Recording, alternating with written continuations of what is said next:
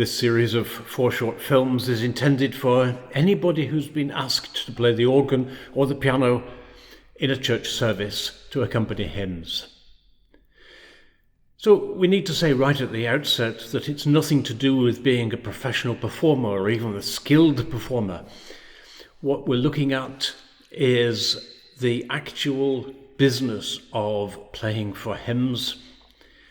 We're not requiring any particular level of performance skill, and nor will these films help you to achieve one. The intention is to use the skills and the abilities you've already got to their best advantage to make the whole experience less nerve-wracking and more successful for you and for the people who are in the congregation.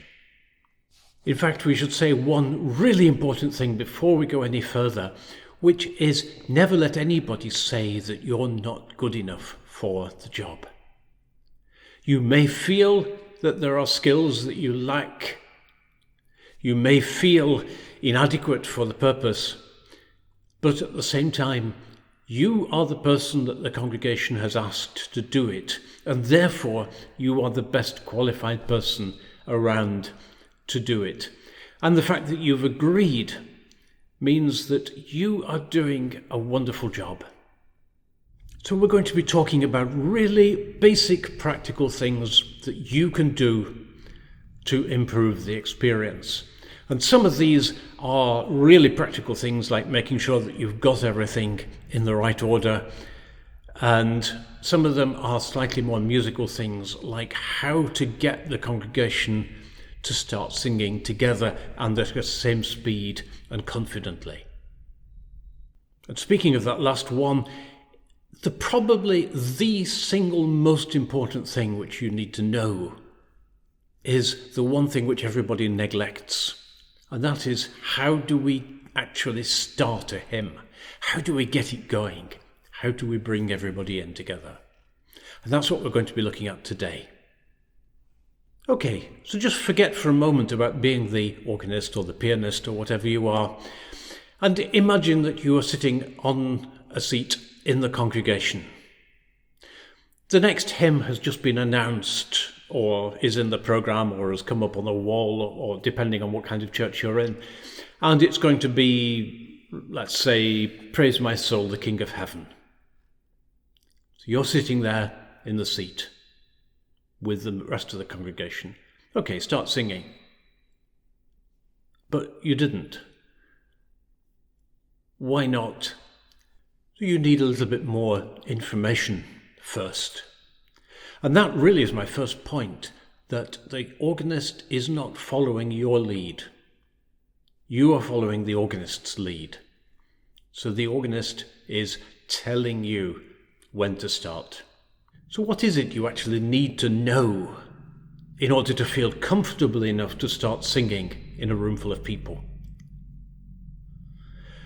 When you come to think about it, there are 3 things which you need to know, apart from which hymn it is, we've already seen that, and which melody it is.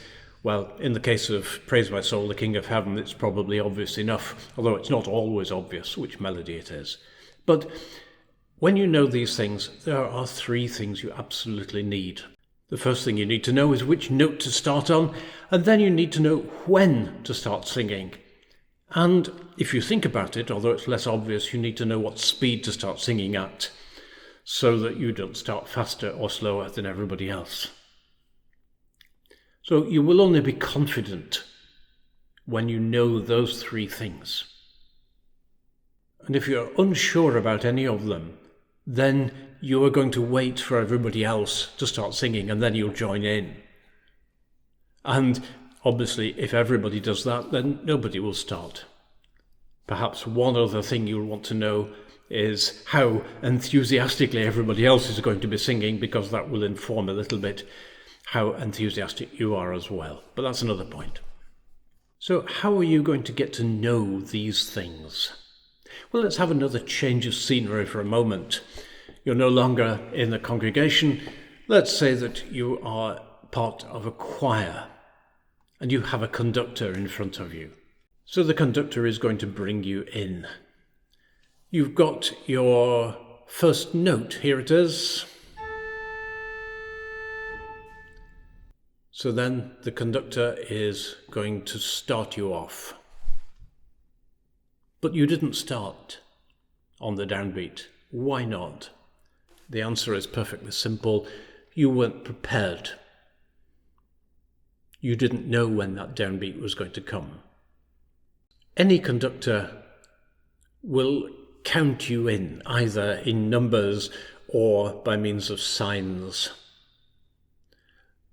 So let's try Praise My Soul, the King of Heaven one more time. Here's that note, your first note again. And you can come in at the right time. 1, 2, 3, 4. Now you knew when to come in. You could start singing confidently because you knew those three things. You knew the first note, you knew when to start singing and at what speed. The conductor obviously doesn't need to count out loud. Just a sign would do. The note again. Thank you. And again, you knew when to start. So let's go back now to being the organist or the pianist. How are you going to give that information when you can't count out loud or waft your arm at people? What is going to give them that information? The answer is very simple. You will give them that information by playing the playover rhythmically and at the correct speed and at a consistent beat. Let's just try that with Praise My Soul, the King of Heaven. See if you know when to come in.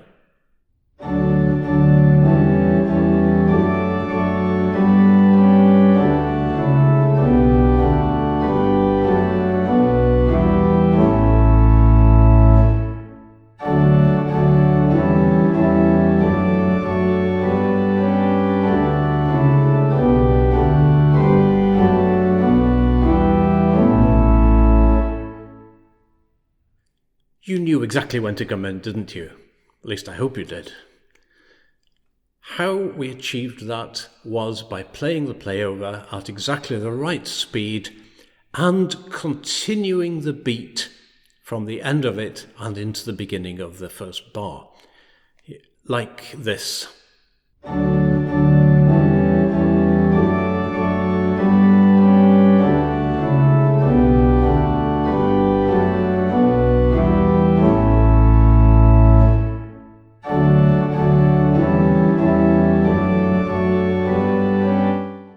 Let's just try the same thing with a few other hymns. So sometimes you can go straight from the end of the last bar into the verse, like we did just then, and like with this hymn, for example.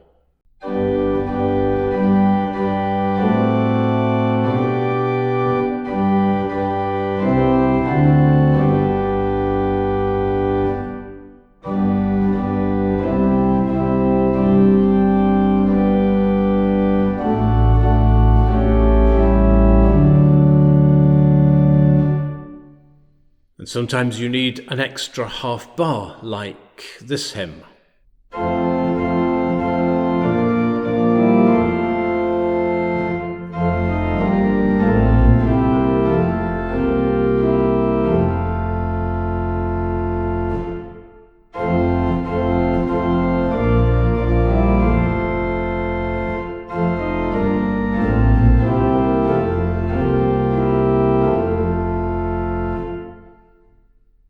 Or this hymn.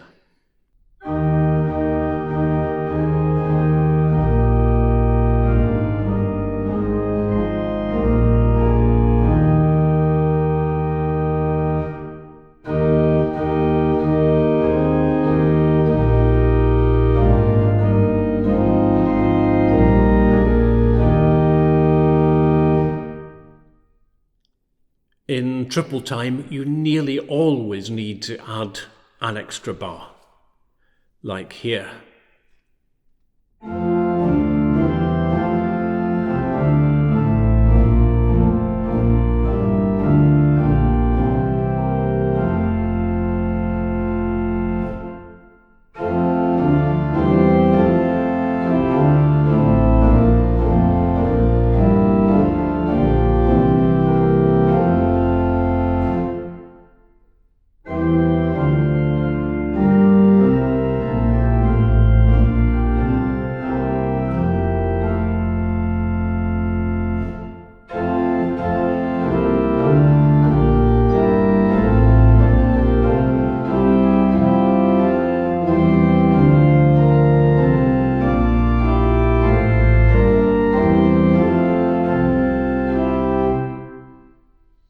So that's simple. Everybody knows exactly where they are, and everybody will feel comfortable about coming in at the right time and the right speed.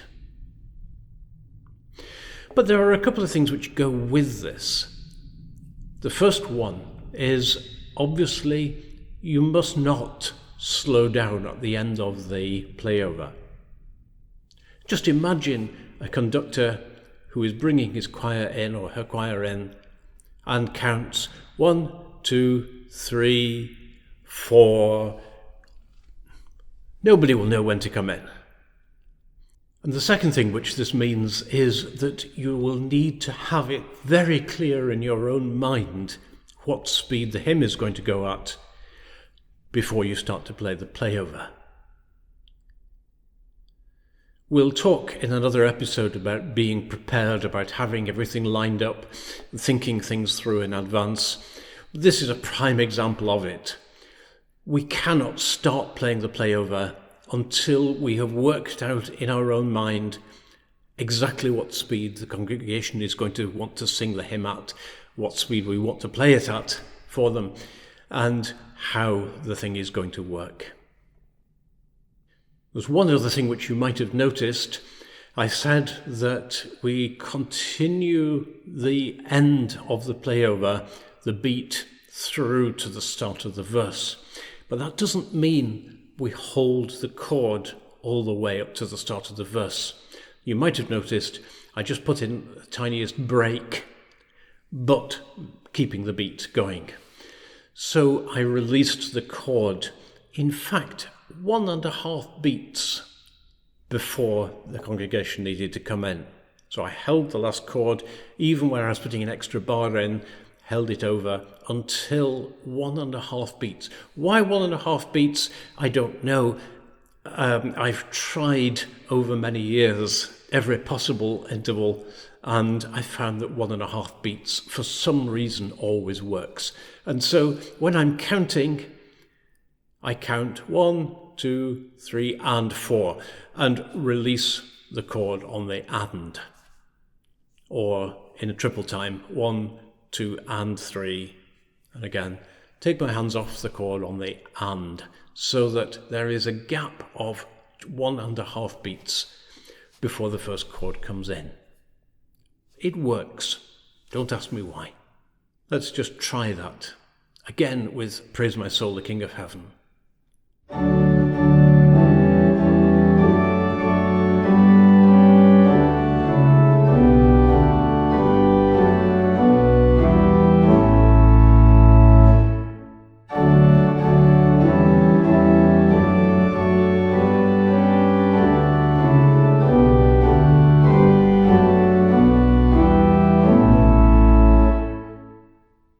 So one final point, what do you actually play as your playover? It's different in different traditions, different church congregations, and in fact in different countries. So in the Lutheran tradition, where I am here, it would be normal to play a chorale prelude as the introduction to a hymn. But let's keep things simple and say, as many English-speaking countries do, that we will just play a line or 2 lines of the hymn tune. This can often be the first couple of lines, or sometimes the last couple of lines, or even occasionally a combination of the first line and the last line. The important thing is that it should come to a stop at a convenient and natural sounding place, where it doesn't sound as though you've stopped abruptly and unexpectedly.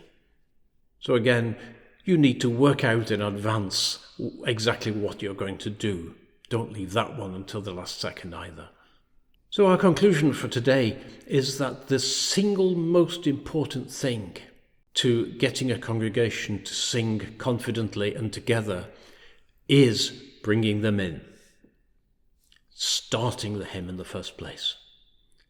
We should never underestimate the power of doing that. In fact, if you get that right, if you get the congregation to come in together, then everything else essentially is solved and can be done easily.